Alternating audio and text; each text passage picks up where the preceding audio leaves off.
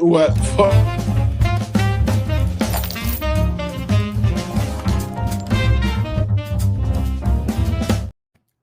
All right. What's up, everybody? Chris Franks, TexasWest Capital. Of course, we've got Tillman and Andrew here from Arch Public, ready to give you their thoughts on everything you're probably not interested in, maybe a little bit of what you are, but that's what we do here. We're glad you guys keep coming back because it makes it fun, right?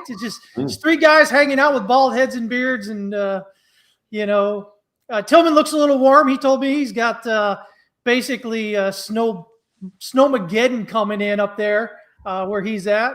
Yeah, so I don't know about Andrew. 25 inches or something this weekend. Which is that part of that string of stuff that's going across the U.S. there that's getting us like in North Texas? And honestly, I just heard it at a hockey game last night from a well-known snowplow native here, and I trust him. He's locked in on the weather. I'll say that. But here's the point. We need it because the forest fires last summer were epic. I think one of them was like 90,000 acres, maybe even more than that, elk, maybe 100,000 plus acres. And it's all based upon how much snow melt we get. And we had a horrible winter last year. We've had even a worse winter this year. So getting 20 inches is much needed, and hope we get a bunch more. Is your Windows computer going off? Yeah, man, I told you I had to go knock that off. You decided to post something, Andrew, and it came up. It let me know. Yeah, it is. Well, there's this new cool thing called notifications, and you can turn them to silent. It's amazing. It's yeah. I just got rid of the tab. For anybody who doesn't know what I'm talking about, here for a while now, over the last probably year or so, I've been running Linux and Mac. And just now got back into Windows computer here, and I'm struggling to get back into it again. We should send Chris that link with the old guy who moves the computer into the trash can. The computer. There you go. That's the best meme of all time. It's my computer, and he drags it in. Hey, look, the only thing you can control are your notifications.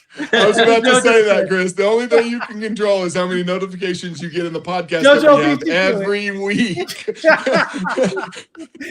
Oh man, so I don't know. We're getting ready to talk about some Bitcoin here. We're getting ready here in South Texas. We're going to be that crazy storm thing that's going across through this weekend is coming. We'll get ice. Ice will kill us down here. Tillman, you used to be down this area. People up north laugh about it, but man, when you don't have to deal with it, and then all of a sudden it hits, and Well, a lot of people don't give recognition to how important snow tires are when you're driving on ice, and nobody's buying snow tires for the once in a decade event. So everybody's just out there having wrecks and fender benders, and it's a mess. And we'll all just blame it on black ice. It's always black ice. That's right. When I was in West Texas, when I was in the Panhandle, when I'm down, it's always black ice. Yeah. Fibo says ice has been causing problems in more ways than one. We will not make this political. Anyway. More like solving problems. Andrew will make this political.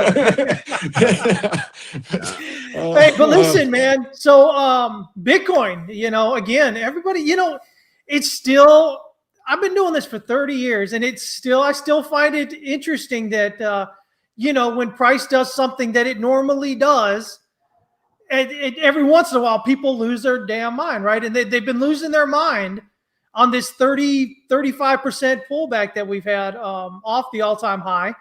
But now we got everybody's favorite Tom Lee, everybody's favorite bull beyond bull, Tom Lee over at Fundstrat, who says what?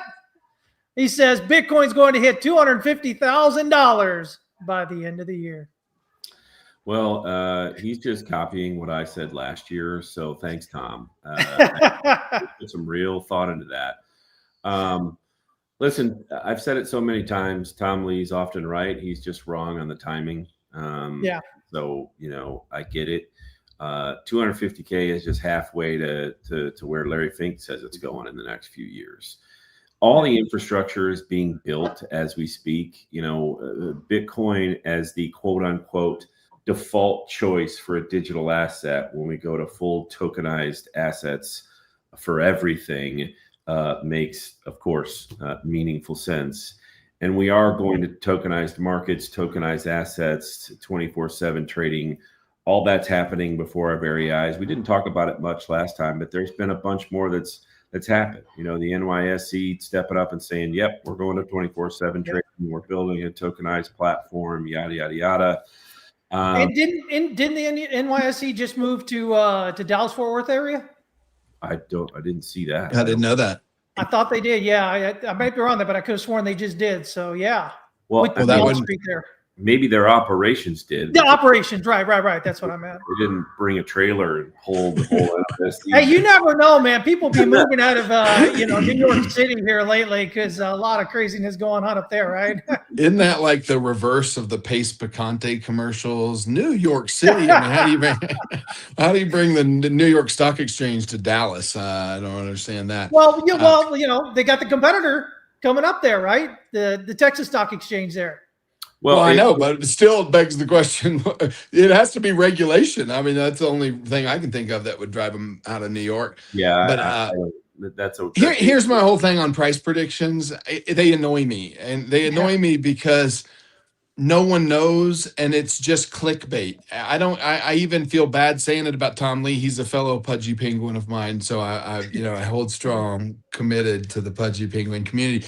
But he is, setting dates. Like, you just listen to the argument.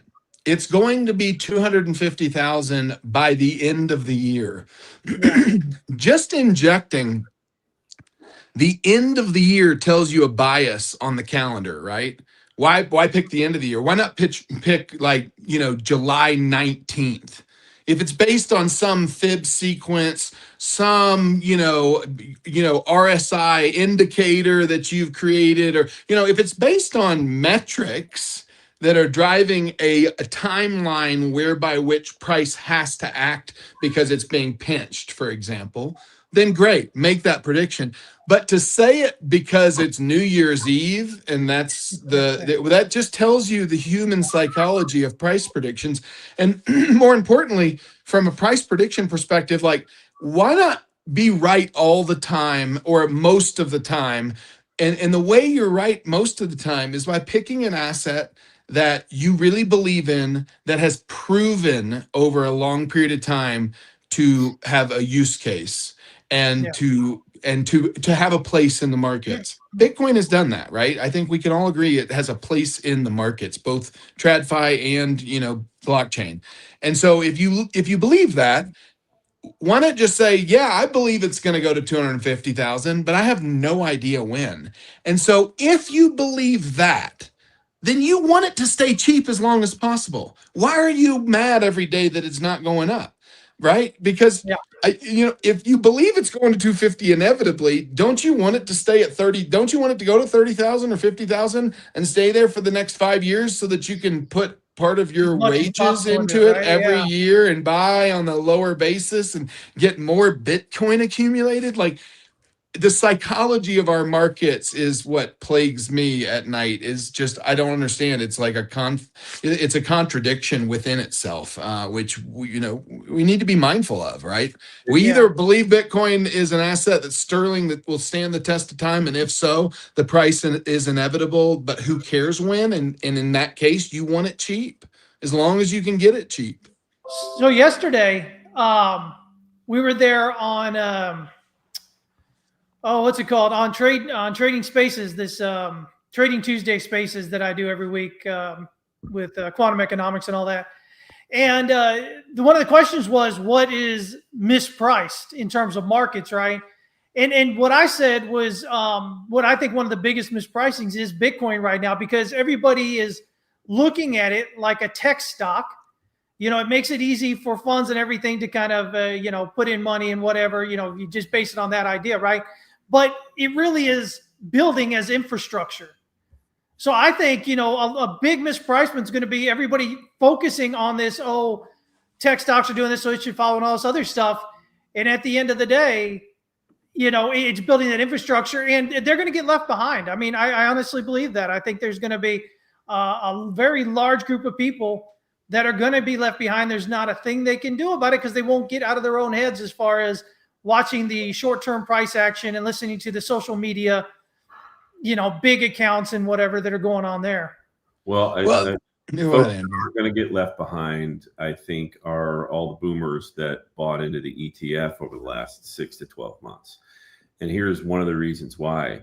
Because those are the same people that have held, 0.5%, 1%, 1.5% of gold and silver in their portfolios as well, and have paid no mind to it at all for a decade, and then it just exploded. And so they're all thinking, well, even if this Bitcoin thing that I put in my portfolio doesn't do anything for the next couple of years, at some point it's going to explode higher, because everything else that I've waited on has exploded higher over the past 20 years. So those people don't sell their position in the ETFs.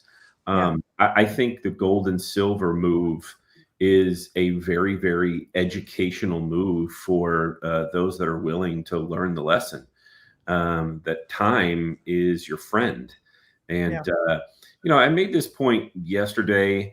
It's funny to me that, on CoinMarketCap or any app that you use to look at prices for crypto, the time slots that they have for what crypto's doing is 1 hour, 24 hours, and 7 days. That's all that they show you, right? You got to go in and click some more, and then you can get up.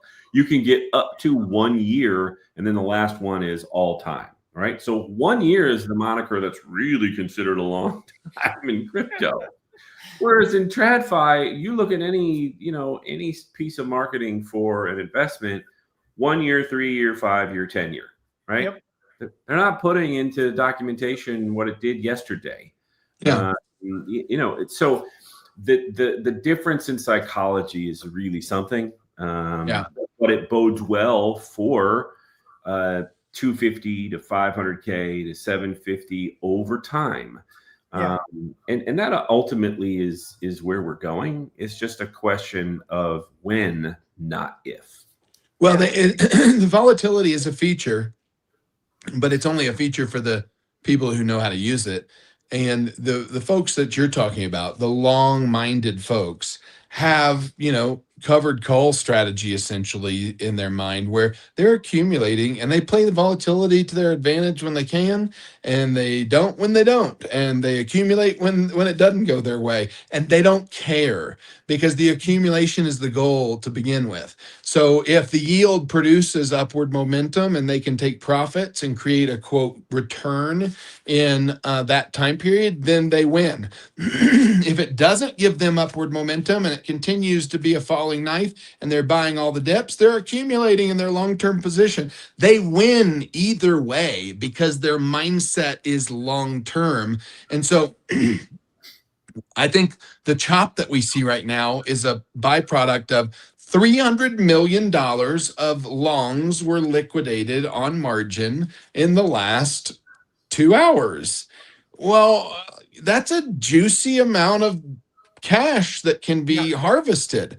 And again, that's to their advantage. The dip is their advantage. They have dry powder. They got more dry powder than not. What was the metric that we talked about yesterday on Melker Show? How much cash is sitting in money market accounts right now, Andrew? Like $7.7 trillion, the highest it's ever been. $7.7 trillion of dry powder in the coffers waiting to be deployed. Before you go further, let's make sure people really understand this. It's been continuing to go up, even though the stock market and Bitcoin, everything's gone up over the last few years. That has continued, because I remember talking about it a year or 2 years ago when it was 6.5 trillion, when it was 7 trillion. These are people that are sitting on the sidelines. But what does it tell you? It tells you that they have it allocated in their mind, but they haven't placed it yet. That you don't sit on that much cash without a plan to deploy it. I promise you. You don't. It's that much cash has a plan to be deployed. What the reality is that there's such bleeding edge technologies and there's such turmoil in the world that no one knows what to do with it. But when that when a winner is chosen, like silver has been in the last, you're going to see pumps in these asset classes that are no different than what we experienced in the early days of crypto, where, remember the bull cycles before, it was just a rotation. And if you were on the front edge of it, man, you were just killing every day. It was like, which one's popping off today and how much money did I make? And you would just roll from the winners to the losers, and you just wait until that's essentially where we are again. But it's now on every front, on every market, because the markets have there's so much dry powder. And so if you can just pique the interest, you see these gates open, and Bitcoin's going to have its day. Like right now, the price has been, somewhat boring for most of us, but boring is when you accumulate. That is literally when boring is where you set yourself up for the good moves that come after. But everybody else wants to just chase. I just want to know why Chris yelled at us a few minutes ago. Man, I got excited. $8 trillion, man. I got excited that people are sitting on the sidelines while the market continues to fly higher for years. Well, the other thing we forget is that often it's happened for a decade, right? It's something that Tom Lee has actually talked about and been right. We get all the meaningful performance associated with Bitcoin about 10 to 12 days a year, right? Yeah. And we really haven't had one of those days yet so far this year. We didn't have many of those days last year because it ended up down 2, 3, 4%, whatever the number was. So we're due for some of those.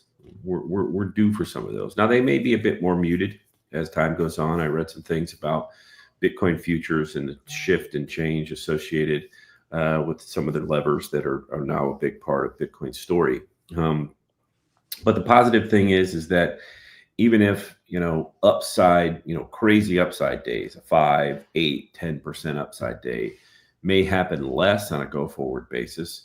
Well, 8, 10, 12% downside days are also happening significantly less. Yeah, but here's the argument that I would make.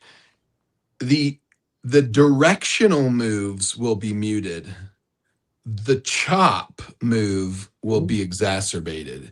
So you have to measure the length of the line, right? And so you go, okay, well, I'm playing a game. If you're playing a game where you're looking for the line to go from, where are we now? 90,000 or 87,000. Your game is 87,000 to 135. That's your game.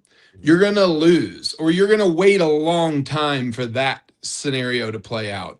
If you create systems whereby you're yield farming and you're playing the volatility within the range, you can't lose. Again, you're either accumulating more or like reducing your average cost and dollar cost averaging in, which gives you the position that you wait for the long term on, or the market is chopping back and forth and you're creating a lot of yield in buys and sell events that can be written in code like we do at Arch Public to harvest that yield. And all of the people that you hear talking about yield farming and producing yield with Bitcoin, they're playing some version of this game. Yield farming, Strike, right? Don't they pay like 11% yield? So yeah, 11% right now. Yeah. Yeah, and so that's a form of this game, but that's a product that they've created. Michael Saylor's created to give you yield exposure on Bitcoin. Well, the volatility is the asset here. So if you start to think about the market in terms of how much line length is it giving me, you'll start to see it differently. You'll start to realize that is the potential. That's why people say volatility is a feature, because line length is the only thing that matters. If you can get ahead of line length, whether it's within a range or directional in either way, that's the thing that makes you money. It doesn't really matter that it's directional. You just need to start thinking about how volatile is the price movement. And so Andrew just said, like, yeah, it's going to be muted from an up or directional perspective. But has it been muted in from a chop perspective in the last 2 months? Heck no. We were at 93, 95, 85, 78, 126. I mean, it's just been choppy as all hell. So take all of that chop and measure the length of it. And I promise you it'll be better than your directional best case scenario. Does that make sense? Yeah, if you're trading, The problem is, though, most people don't understand how ranges work. They don't understand how to trade them effectively.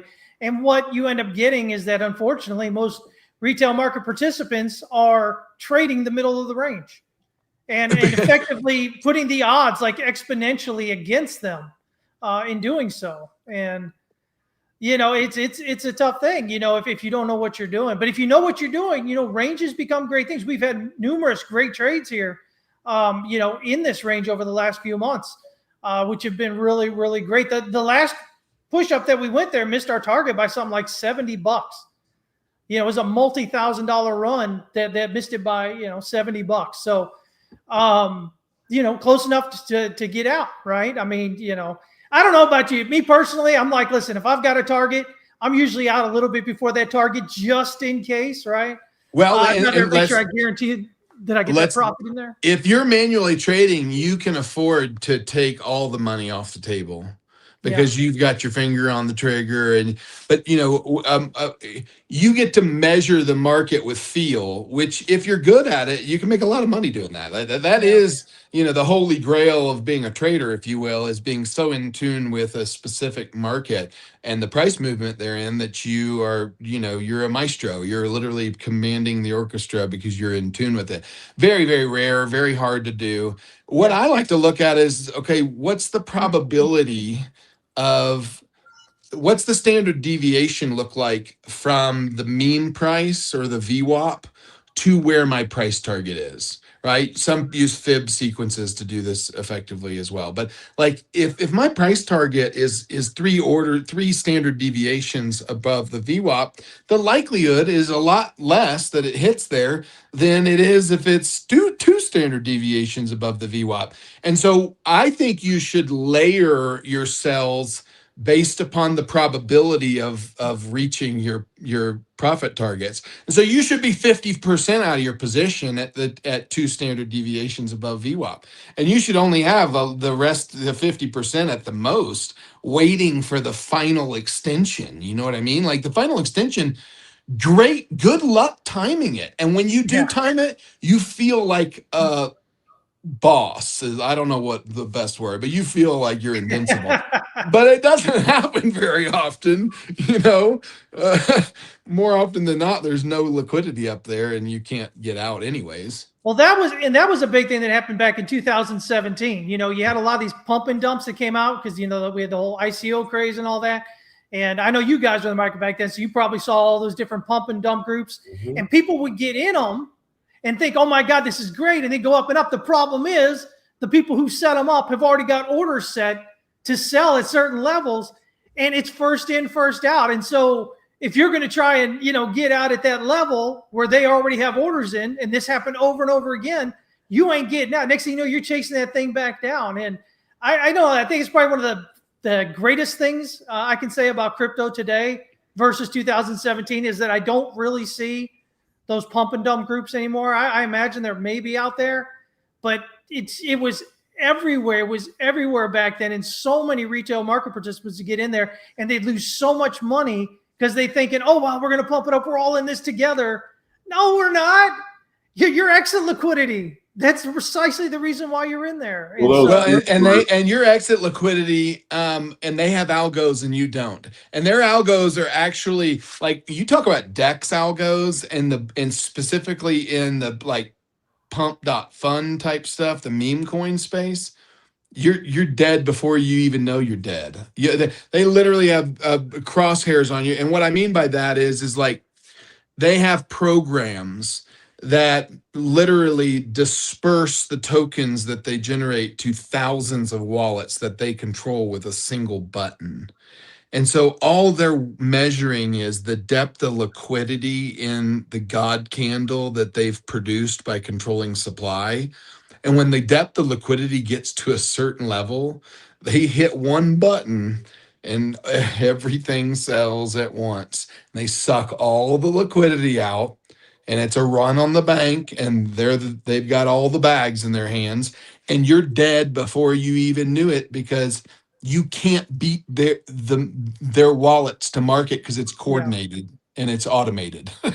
So you're toast. That's why that industry died so fast, is because it was so fraught with literal fraud that you didn't play for very long because you knew you were getting robbed.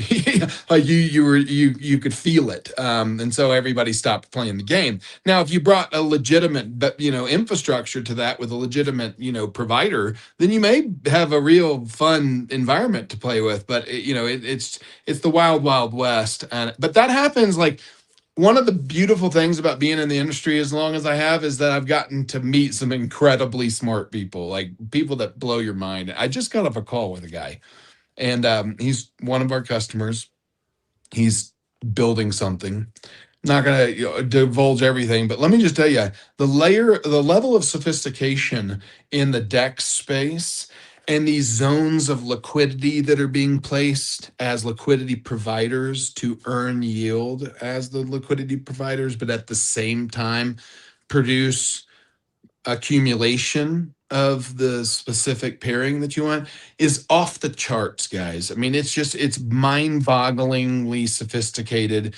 And what it tells you is that there's a lot of opportunity, that there's arbitrage to be had in these pairings, and especially between central exchanges, decentralized exchanges. And that is why I think the Clarity Act is fighting against DEXs and against stablecoin, yield and those types of things, because it is so sophisticated, and there's a group of people that are so ahead of the game that it's mind-boggling how much distance there is between us and them in terms of their knowledge of these markets and how these DEXs work and how they integrate with the central exchanges. Because now, think about it.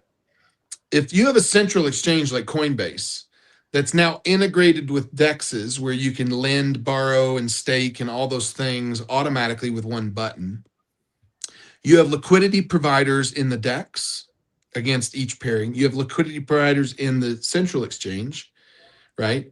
You have multiple liquidity providers in the background, like Hidden Road and all the big Falcon X and all the big providers. So you have this, you have the same thing you have in the TradFi space.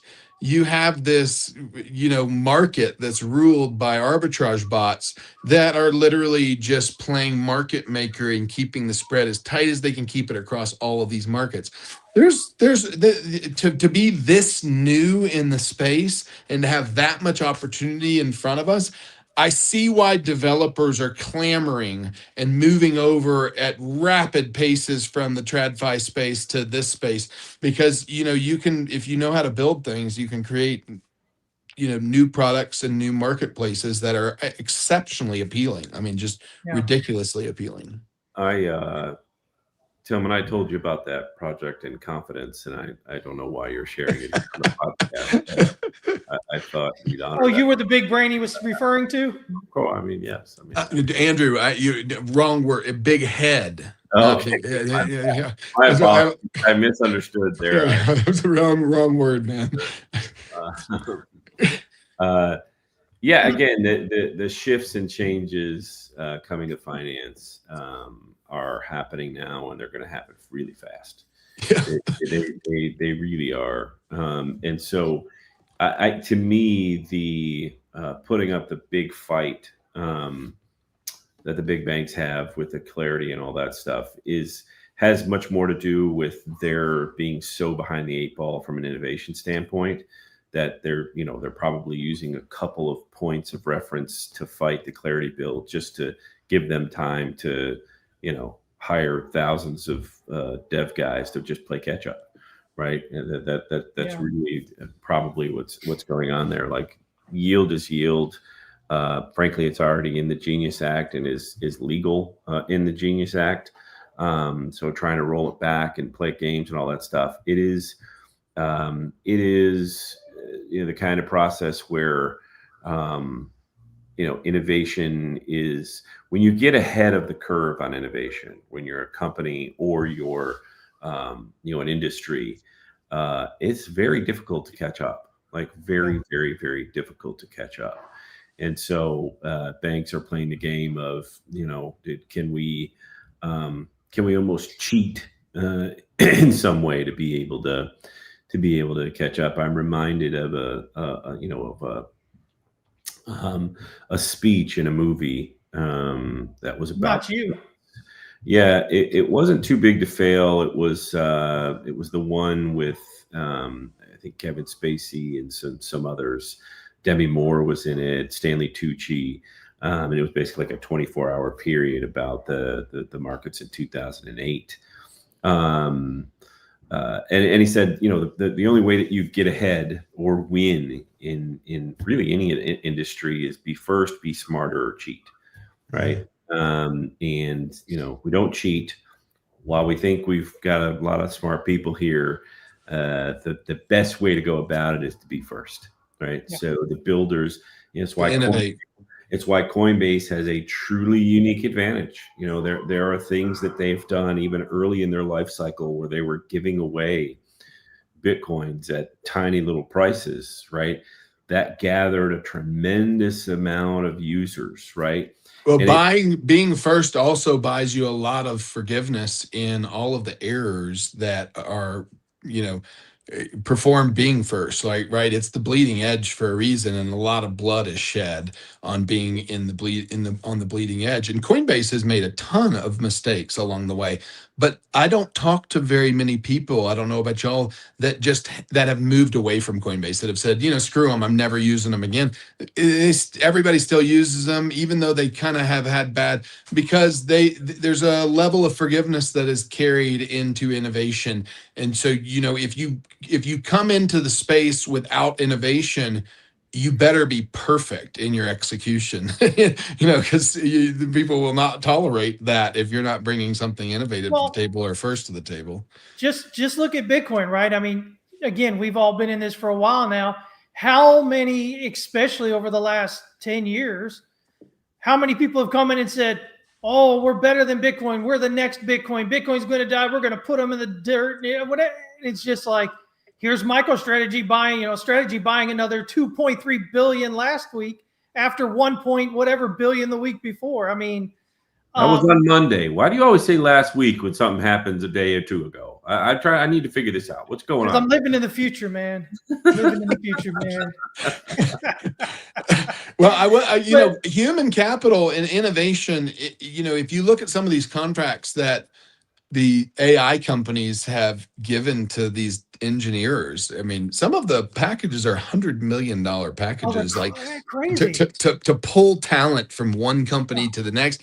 And if you think about it, that's telling you a lot. That's telling you that there's a real scarcity for the elite coders and the elite programmers that are connecting these markets and building the infrastructure and the backbone that we're talking about. And all that equates to first the innovation side, first market advantage, mover advantage, and market share. So if you're measuring against that, $100 million is nothing if you think you can gobble $10 billion of market share up. You know what I mean? Like it's a cost of doing business. It's literally a drop in the bucket as to what the potential market holds. An edit to my previous comment that MicroStrategy buy was yesterday because the markets were closed on Monday. And Margin Call was the name of the movie. It's a great movie. It does a really good job of describing, kind of markets and how they work and the way that they work. It's a good, really good movie. But yeah, Coinbase having a first mover advantage is really, it's unique. And they're doing a really great job of protecting that first mover advantage. Now you can make the case that, Binance has more users than Coinbase. But, Coinbase effectively, cut its teeth here in the United States to start things out.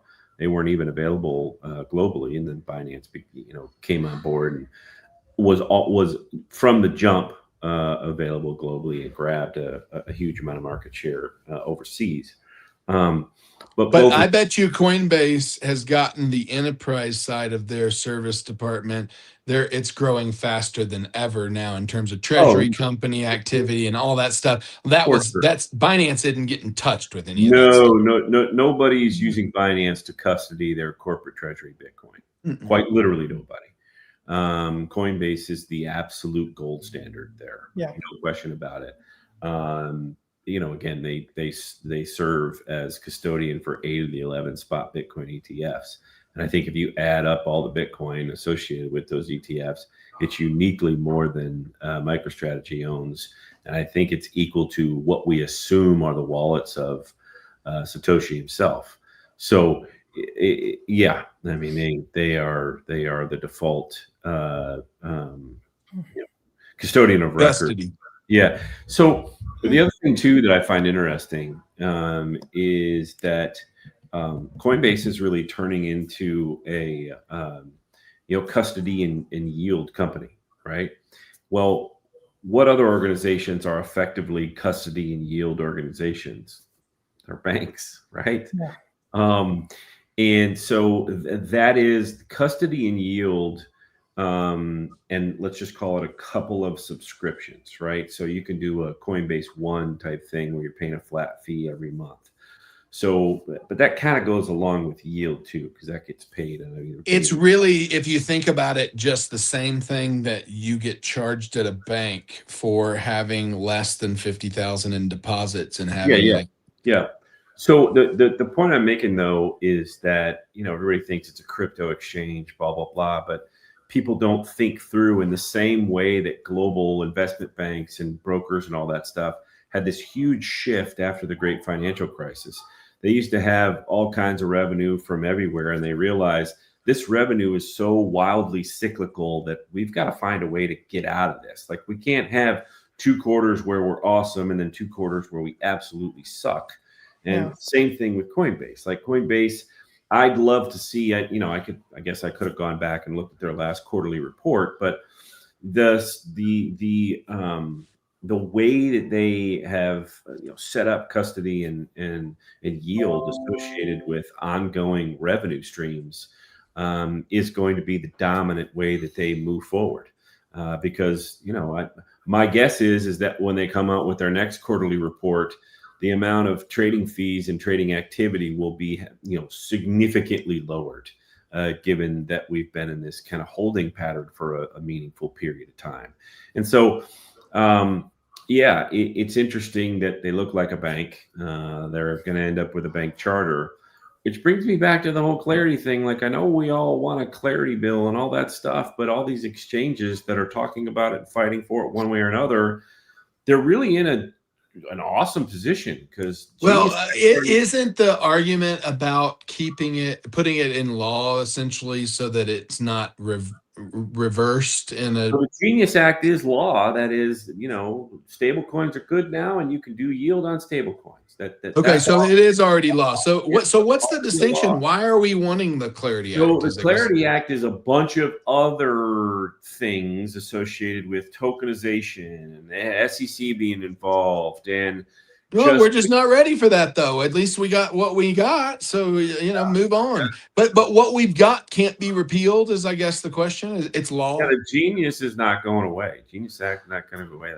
That's been codified. So then why would we take something that isn't watered down and replace it with something that makes it even more confusing than what we have now? I mean, I don't know. Politics, man.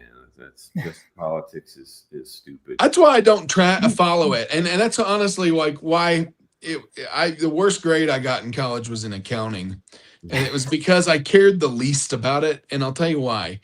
Because when I found out that the accounting rules change every year, it just seems like a really stupid endeavor to master something that's a moving target. That really defies the logic for me of why mastery exists. Mastery exists so that you can repeat something over and over and over and over again. Well, you have to literally get recertified on new information every year that's contrary to the previous year's information. Like, what? Okay, no, thank you. I think I'm serious. I mean, that makes no sense to me whatsoever. And so, that's part of politics and part of, trying to get through all this stuff is it's always a moving target. Like, I don't even understand now more than ever why everybody's worried about the clarity piece. Who cares? We already have the Genius Act. It's done. Because we're bored with Bitcoin price, we got to have something to talk There you go. There you go. Is it really that simple? Sideways. Yeah. I mean, even, it's even more fun when altcoins are crashing or something's terrible's happening or BitBoy got arrested again or, who knows what. Right? So are you just saying that we're a bunch of degens that are just here for the dopamine hits? Absolutely correct. Like there's no meme coin stupidity. That's all gone. It's like, hey, is this even fun anymore? And so now let's all complain about the Clarity Act. So now, we're like the gangsters in Grease Lightning. We're now singing songs and dancing, but we're still calling ourselves gangsters. Well, show us, man. Show us. Step up. Steer back. Let's see. You can dance. That's a terrible analogy. I just want to see you sing and listen, dance, that's man. the last movie I saw, Andrew. I was just trying to meet you where you are. You live your life based upon all the movies you've seen, and that's how you talk. So, is that not a movie that goes do. You know what movie I do enjoy? I enjoy watching Fibo talk to himself in the comments. It really is enjoyable. If you think politics sucks, TradFi should too. It's just politics with a balance sheet. Boom. Mic drop. So we need to get Fib on the show. I think we tried to at one point get him on here. I think he's trying to keep the guys in the audience, and then laughing in there. He says, "Don't come at me." Who's he talking to? I don't know. He's preempting. He's preempting. All right, making Chris, sure that they don't come at him. The only thing you can control in life is how well you troll Fib in the comment section. So that's there's no control of Fibo. There's no control of Fibo. I just let him go, man. I just let him go. I do enjoy it. Oh, he says, "Okay, I'm out." So he's taking his ball and he's going home. Okay, I'm out. That's fun. I love it. This is great. The good thing about Fibo though is that he's been in the markets for almost 30 years, like working for a real company, right? That makes billions of dollars, hundreds of millions of dollars a year and whatnot. And so he does have a real insight into TradFi side of it when it comes to that, and we were talking about the other day. So right now he works for an energy firm right now. And man, oh man, just the things he has to deal with from their customer base, when the market does something that even if in his position, right, he says, listen, you need to protect yourself against this. This maybe happens. You need to do this. And they don't do it. And then they come back at him like, dude, what? And it's like, what do you mean what? I told you. You're describing, Chris. This is a very, I don't know, it feels like it's a Fibo stand, but at the same time, you're being careful about how you describe Fibo and whatever's going on in his life. I'm completely confused. No, I'm just bringing up the point of what's the reality there, right? Because I don't know that everybody that comes here really knows who Fibo is, and they might think he's just some kid crypto guy that came in like last week or something. If they don't know who Fib is, they haven't been around because he's out there. Yeah, he is. Yeah, like the Indiana coach. Google him. Indiana has a coach. Indiana? Yeah, they have a coach. This person goes, "Are you kidding me? Are you serious?" Yeah. Did you not see that when he said that? No, I did. I was messing with you, man. That's why I was messing with you. Listen, don't troll me. That just causes awkward on-air moments. I'm trying to fill dead space here, Chris. Dead space? What dead space? I thought the one we just had. The one we just had. You see how this conversation? The only thing you can control in life is derailing our podcast. You have derailed. we need to have like a button with the voice that says derailed. Go up there. But man, yeah. So here we are. Again. Oh, I know what I wanted to talk about. I wanted to bring this up earlier. So Tillman, if you guys have been following us for a while now, at one point, probably over a year ago, Tillman talked about this idea that Bitcoin miners would find themselves, the mining equipment would find itself in our daily appliances. Yes. What is the big water heater thing? Have you seen that? I have seen it, and I've also seen the space heaters and all the. It's happening slowly but surely. I said this on a call earlier today, but again, I don't claim to be right when I think I'm right. I just claim to be right at some point. Okay, that's what I that's what I can tell you. I may be like the silver bugs and have to wait 40 years for it to transpire, but at some point it will. I mean, it only makes sense. Power consumption is a part of everything, right? If you look at if you look at proof of work and you look at how it will have to evolve to provide the security that we need, the use case for a lot of applications beyond just Bitcoin. Chris, you've talked about national security secrets and how you could secure it with Bitcoin. It would be the most secure network on the planet. Those types of technologies are being developed, and proof of work, if you look at it from that perspective, it's something that's here to stay, and Bitcoin just kind of was the proving ground, and it showed us what the shining light was, if you will. But going forward, it will be used, for all sorts of applications. And so if you think about the security of proof of work, the more decentralized it is, the more secure it becomes. And you right now there's an arms race because there's a monetary benefit to having more computational power represented in your pool on the network in the form of mining rewards. Well, mining rewards are a diminished return. They're going away and they're getting less and less. That's the halving every single epoch, right? So that's becoming less of the priority, is chasing the money, which will drive the concentration of the mining efforts down to a more decentralized effort.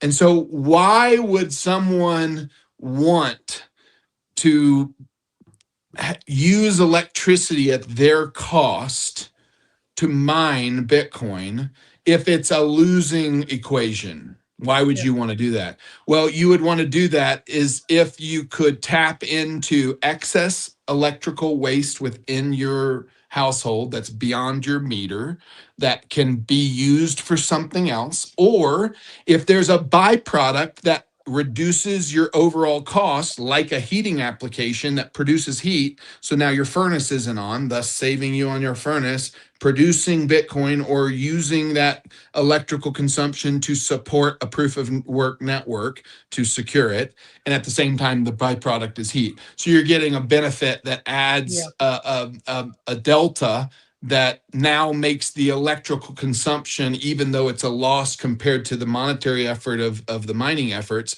the byproduct is a more than the cost. So it's a positive delta, and the natural law will produce users. Users will find value in that equation. And so it's an exciting time. Like, to your point, I think in the future, you'll find a proof of work mining efforts in refrigerators and all sorts of heating and cooling applications and all of those things, because they're all variable demand driven.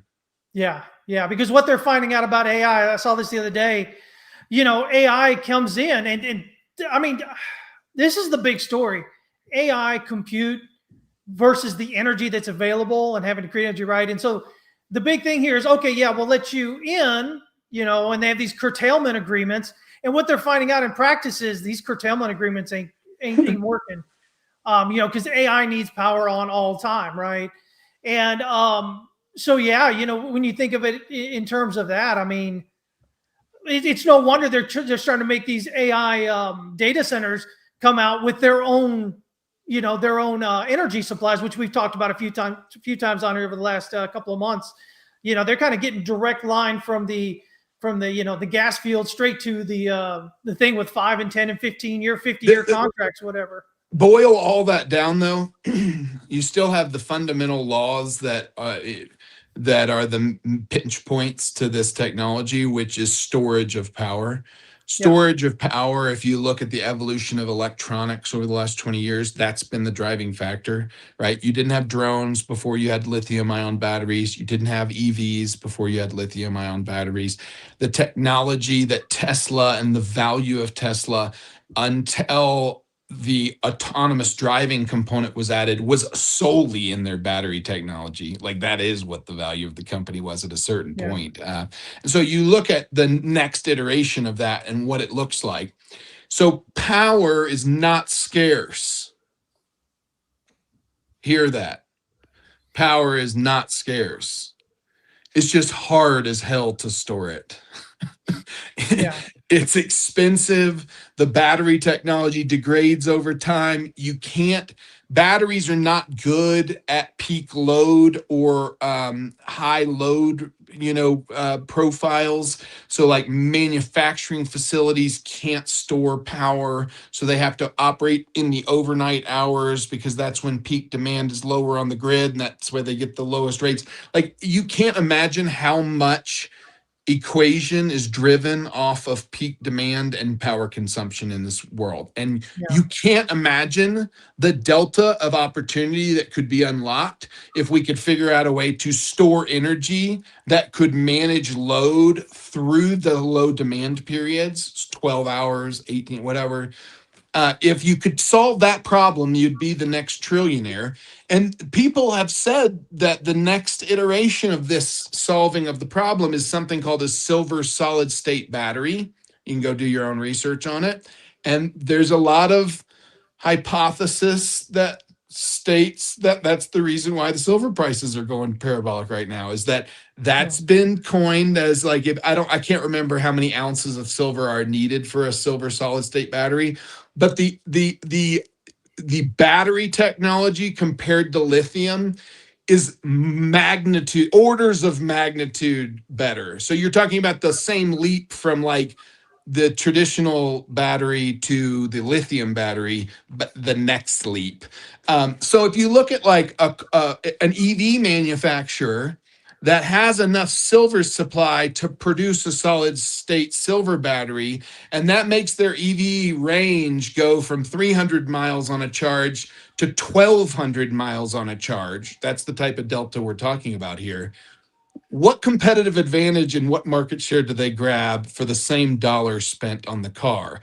Because the dollars in silver between $90 an ounce and $150 an ounce, they can account for in reserves by just buying everything right now directly from the mines in a predetermined futures contract at $150 an ounce. They've got sunk costs now. Let's say there's 5 ounces or 10 ounces of silver, which I don't think it's that much, but let's just hypothetically say it's 10 ounces of silver. So let's just say it's $150 an ounce, right? Pretty easy math, guys. $1,500 in battery technology that's a sunk cost that gives you 4 times the range. You don't think they can bump their car up $1,500 in price plus some to sell something that goes 4 times? So there's these macro moving parts that create so much volume and sales and market share in these categories that are growing at such exponential rates that if you look at the resources at a scarcity level that have to be included in that curve, that's where I think a lot of opportunity lies. So, take it or leave it. My hat's off, man. You found a way to bring silver into the conversation again this week without hitting it directly. You went the battery route. So I think we're going to start opening up, these weekly kind of bets, how long it's going to take you to mention silver in the show. And, I mentioned silver like 6 months ago, and I'm just shocked that y'all have found this a source of ridicule instead of a source of praise. If you had listened, ridiculing you. I'm just trying to figure out a way to make some money off it, man. I know you well enough, and I hear you before the show starts to know that it's ridicule. Okay, so at least it is from Andrew. I can assure as heck he's not even listening. As soon as I said the word silver, he stopped listeing to the show. He tuned out. At least he didn't put his little conspiracy hat on, that he was doing for a while there. Something about energy and silver. Larry Fink. I am going to. I have called the cops, and I'm sending them to Bernard here. I'm sending them to his home because he is talking about how great French fries and mayo are together. That's disgusting. We will not have that on this show here. I beg to differ, man. I'll vouch for French fries and mayo. That's because underneath it all, you're still a 12-year-old fat kid. That's correct. That is correct. Listen, as a kid, I used to get bear claws lodged in this region, right? This region. Oh Lord! No, Bernardo was he was bringing up something. He's in the Liquidity Cartography group there, TWC, and we were live trading the other day, and a lot of our guys are not just in the U.S. but also outside. So Bernardo's down in South America, Jonathan's over in Belgium, and they got in this kick about, I don't even remember what happened. They got this kick about French fries and mayo and whatever. And multiple people had it from different parts of the world, and they were giving their thoughts. So that's what he was bringing up. Well, if you realize that every special sauce that exists is ketchup, mayo, mustard, and relish mixed together, it's not that far of a cry. I mean, if you've ever been guilty of putting the animal sauce or a special sauce on your fries, you've put mayo on your fries. So FYI, Andrew. So you confused him. He's like stuck. No, he has a dirty joke that he's refraining from telling. I know him too well. I had one when we were talking about VWAP, but I took the better part of valor there. I chose the better part of discretion. So I did want to mention, I'm really thrilled because I think it's going to, obviously it's a movement that will grow and grow. Steak and Shake, man, they're not joking about their Bitcoin stuff. They're legit, yeah. They're now talking about they're giving every employee a small amount of Bitcoin on their paycheck, literally every pay period, on top of building a Bitcoin reserve. The whole deal. It's almost like they listened to our podcast and read our fund documents. They're taking our franchise fund model, and no, but listen, they literally are doing exactly what our fund is aimed to do, which is to take growth capital and place it into high growth franchise businesses that produce a lot of cash and to put net profits into Bitcoin. It's a great model. I think it's bulletproof, and I applaud them. I think it's an awesome. I think they're really doing it the right way. I'll say that, and it's gonna stick. It's really neat that they're giving a small amount of sats to each of their employees. Yeah. That's I've not seen that been done. I've not even seen that be talked about in the Bitcoin community. Yeah, I've not seen that happen, and that is really cool. Because it's like a really difficult accounting. I mean, like it's you're paving the way at that scale. I don't know how they're doing it. Honestly, that's a I don't know, but monumental effort, right? Yeah, it's injecting Bitcoin into the payroll process. Mm-hmm. At scale. Most people out there are just talking, they're just talking the talk, right? This company's out there actually legit doing it. They're doing things with it. So they're they're to be commended. I mean, it sounds novel, but I bet it's really complicated, and I bet it's expensive to deploy because it's going to require. There's no automated way to do that. Those universes don't connect, and so again, a big applause to them in terms of blazing a trail, and we should give them the credit as if it was a lot more difficult than we think it is, because I guarantee it was. You know what I mean? Yeah. Sure. I mean, how many employees do they have? 10,000 plus, don't they? I would assume so. Yeah, it's big. Yeah. Yeah. I mean, think about so it means that they have to hold enough Bitcoin, to have it booked. And then when they distribute to their employees, there's employee tax that has to be taken out on the Bitcoin, which has to be done at the time of transfer of the value that was transferred at that minute. And then there's a taxable event of holding the Bitcoin as an employee.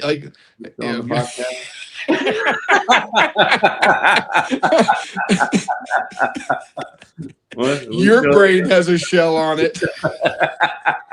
Your brain has the candy shell. I I can't even imagine what y'all's texts are like every day. I know you guys text each other all day long. Memes back and forth. We don't even use words. We can communicate in a story format with just memes. It's like watching a meme movie.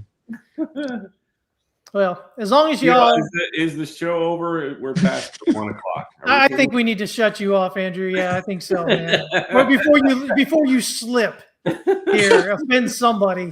Oh, he's already slipped. The performance has been slipping for a long time. Oh man, it's always so much fun, and we hope you guys have as much fun as we do on these shows. We'll be back next Wednesday, 11 a.m. Central, 12 p.m. Eastern. If you live in any other time zone, I have no clue. That's on you. That's your bad move. So if you want, I've got an idea. I like this channel so much, and we have so much fun that we have found ourselves as in the position to have some very rare allocations in the form of bourbon and different spirits, let's say. If you are older than 21 and care to, prove age verification with us, we might be up for doing some fun giveaways in that department.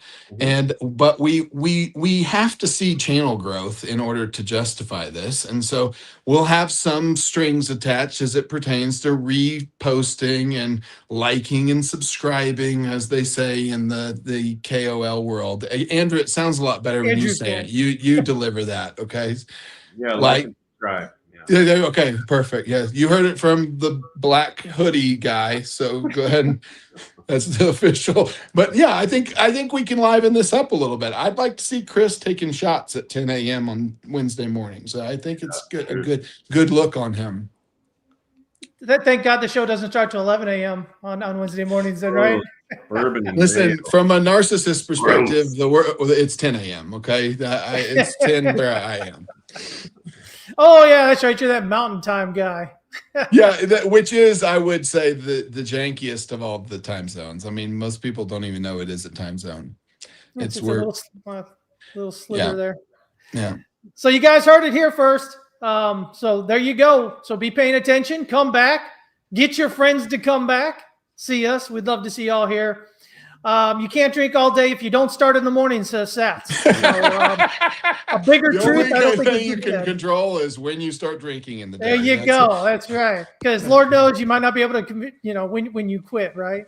That's right. So anyway, yeah, there you go, guys. You got it. We'll see y'all next week. Hopefully you'll be here. Hopefully you'll be ready. You got to be prepared when you see us. We'll jump out there at you. But y'all stay safe this weekend. I know we've got some crazy weather going on here in the U.S. Across through kind of like big parts of Texas. And Andrew, I don't know. He might get hit a little bit there. Your intro and outro game is truly substantial. I've got to say, substantial. It is substantial. The podcast, the smoothness of it really washes over my entire being.